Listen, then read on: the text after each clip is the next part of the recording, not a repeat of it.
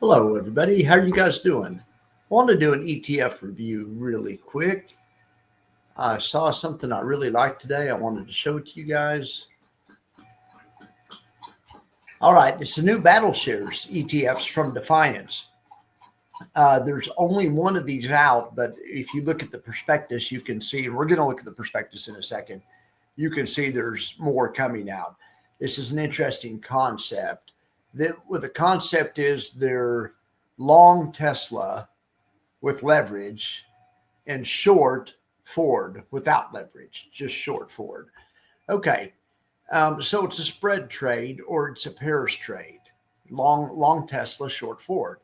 So it says a Battle Shares Tesla Ford, and the ticker's Elon, is a one-of-a-kind, actively managed fund that seeks to capture the battle between innovation and tradition in the automotive industry. This ETF leverages a 2x long position in Tesla, a company the advisor believes to be a global leader in electric vehicle and clean energy solutions, and a 1x short position in Ford, an automaker the advisor views as iconic, but that remains heavily reliant on the internal combustion engine and legacy business models. It says up here the fund's investment objective is long-term capital growth. No mention of income or yield or anything like that. This is purely a growth play. And I know I usually don't talk about these types of funds, but this thing is really interesting. Let's check out this prospectus. Okay, first of all, let's look at this. I guess this is a brand new brand, it would appear, that Defiance is bringing out. So far there's this one, Tesla and Ford, has been out a week. But it looks like we have NVIDIA and Intel coming out. The ticker on that is going to be JNSN for Jensen, as in Jensen Huang, the CEO of NVIDIA. Then there's Amazon and Macy's. That's going to be Bezos. Coinbase and Wells Fargo. That's going to be RIPB, I guess, for rest in peace banks, maybe. MicroStrategies versus JP Morgan. That's going to be SLOR or Saylor for Michael Saylor. Netflix long and Comcast short. The symbol for that one's going to be CHILL, CHLL. Eli Lilly long and Yum Brands short. The ticker for that is going to be LLBS pounds. And then we have Google long and the New York Times short. Ticker for that's going to be CLCK for click. Okay, the prospectus, I'm not going to bore you. I'll let other influencers read the prospectus. They're a lot better at that than I am. It says the fund strategy involves a leveraged long position in NVIDIA, generally targeting 180 to 200% of the fund's net assets, and a leveraged short position in Intel, generally targeting 80 to 100% of the fund's net assets. So I took that information, and that's really about they don't have a whole lot of other information in there. It's very boilerplate other than that. So I loaded these into Portfolio Visualizer, these strategies, and I did the Tesla and Ford, the Elon ticker, and then I did the Jensen ticker, which is NVIDIA, long NVIDIA, short Intel, and then I did the CHILL ticker, which is long Netflix and short Comcast. And I went back 10 years as if we would have had these 10 years ago, because they're pretty simple strategies to backtest. I would think fairly simple. So had some encouraging results. So Tesla and Ford averaged at 40% a year. So in the benchmark during the same time period was the SPY, and it was up 26% during the same time period. Tons of volatility, though, more than 100% standard deviation. So very volatile, just for a very small, tiny fraction of your portfolio when something's just volatile. Okay, so now this one, the Jensen one, NVIDIA and Intel, was 150% per year over 10 years with a 90 standard deviation. That's incredible. All right, the last one, CHILL, was 20% over 10 years. So that's good to see.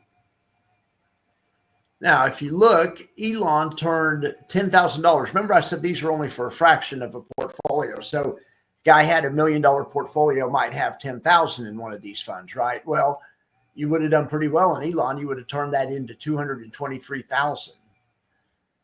That's pretty good. But it's very volatile. Your best year, you were up 3,300%, but your worst year, you were down 87%. That's why this is only for a tiny fraction of your portfolio. Maximum drawdown was 92%. Okay. So over here in the Jensen, now look at this. You turned 10,000 into 42 million.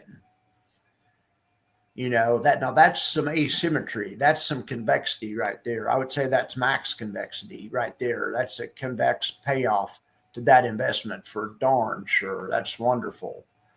Convex, asymmetric, the whole 9 yards.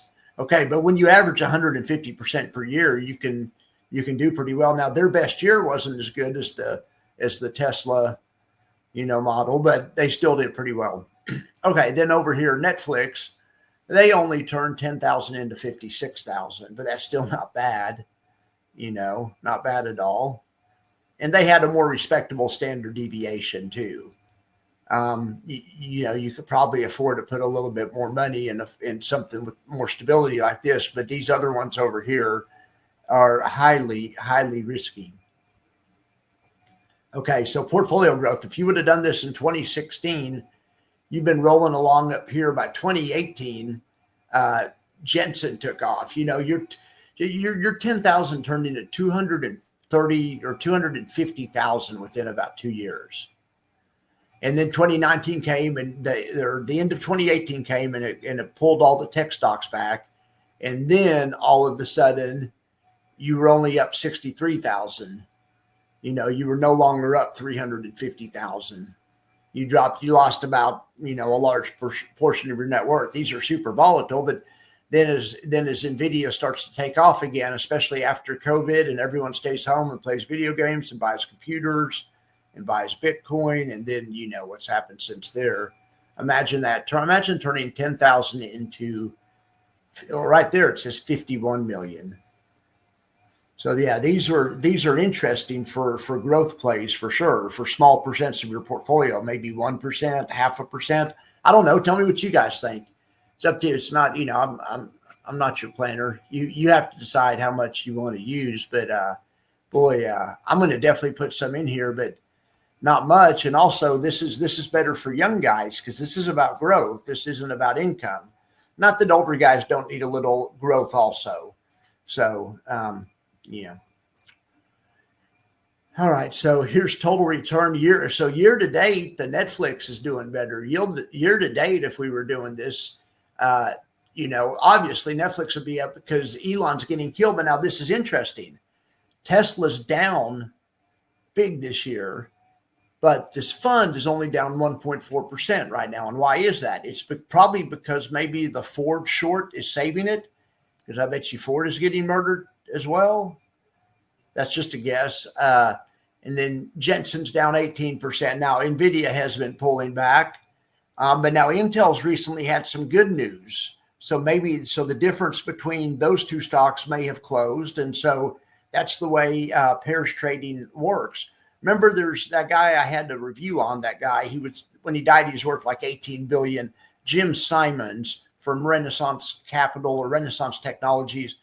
He used something like this, pairs trading, and in the theory of co-integration, and he used assets that were co-integrated. Anyway, it's an interesting theory, and you can really get some asymmetric returns. And I think that these funds are based on the same theory. The next time Jay's on my show, or if I ever get Sylvie on, I could maybe ask one of them. We'll ask Jay. Okay, so, but there's quite a difference here between how the SPDR's done over 3 months. Look, the 3 month return on Elon is plus 139%, but the year to date's down 1%.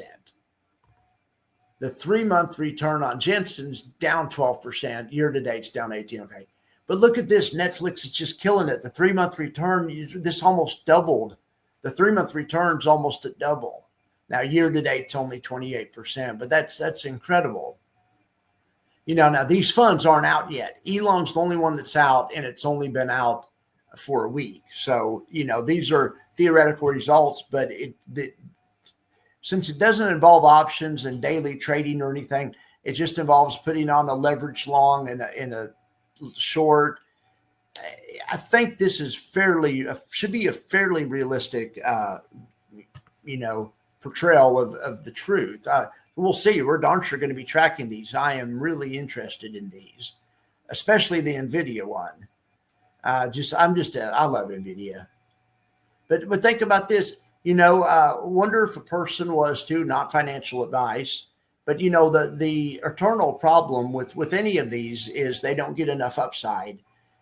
And also if you're a young person, really you don't need that much income. And we always talk about taking some of the dividends and maybe buying back into the fund to offset some of the NAV depletion, and I've said this from the get-go, you could take like half the dividend from Tesla and buy Tesla stock and use your Tesla to build a position in Tesla. And therefore between the two of them would be stronger, it'd be stronger as a pair because you would have some real Tesla stock along with some yielding assets. Well, you could easily do the same thing in this. Imagine if you had been taking your Tesla dividends this year and buying Elon, saying Elon had been trading. I know it hasn't been trading, but if it had been going for a year, or let's say it's been going for 3 months and you were up 139% with the money that you were getting from Tesla dividends, and you could build a position in Elon. Now, it would be extra risky if Tesla, you'd be adding leverage. Of course, if Tesla had a bad, if Tesla dropped bad, this other fund's probably not going to help you unless the Ford somehow cushioned the drop from Tesla. And, that's what it's designed to do, at least to some extent. It's designed to do that to some extent. But it depends. There can also be circumstances where Ford is going up at the same time that Tesla's going up. And this fund and the fund as a whole will still go up because they have twice as much Tesla. So it's more of a long fund, and it's definitely a Tesla fund. But when Tesla's down, depending on Ford's performance, it could definitely cushion Tesla's blow in the fund, Elon. All right. So I can't wait for them to get Jensen out and all the other ones. There's one. You guys saw them. These are the three that I'm excited about. So that's why I tested them. As you can see, just a little bit, 1% of a portfolio could go a long way. Even something this risky, these funds are obscenely risky. Even 0.1%. Let's say these funds were around 10 years ago. And you put 0.1% of your $1 million portfolio in all of them. Okay, that's fine. So you'd have 4.2 million. You put $1,000 in it, it turned at 4.2 million. Set it and forget it. So I'm definitely going to do this with my portfolio and these battle share funds. I'm going to try to wait for the market to bottom and stuff and look at other things. I'm not just going to go blindly buy them, but these would be, in my opinion, a decent way to play another bull run if we get one. So we shall see. We shall definitely see. Anyway, I'd be really, like I said, really interested to know what you guys think. It's interesting to look at the equity curve down here. So this darker line is this Elon fund, this dark blue line. And you can see it was going right about with the market. And then Elon started outperforming. Tesla started doing great in late 2017, 2018. And then it was cruising around. And then he smoked pot on Rogan's show, remember? And he also said something about funding secured. He tweeted something and the SEC got mad at him and fined him. And it was a big deal. Anyway, as soon as he got all that lined up, it's been off to the races. That would have been a great time to buy that fund if that had been around, because I mean, my gosh, that's been quite a run, from $4,200 to, we're at $220,000 where it sits today. and that's over the course of about 7 years. Now that's nothing is like this other one, this Jensen. If it had been around, it moved from 65,000 at a low, in about 7 or 8 years on up to, 51 million. So that's crazy, isn't it? It's crazy what leverage can do for you. Leverage and compounding together can do for you. And there's no really compounding in that example because I wasn't but it's crazy what leverage can do for you. All right, guys. Well, I appreciate you all for being here. I'll post that prospectus in case you want to see it. All right, guys. Take care. Hey, and join me in Discord. I'll post my link to my Discord, and I'll also post a link to my PayPal and all my other stuff. All right, guys. I appreciate you all. Have a good one.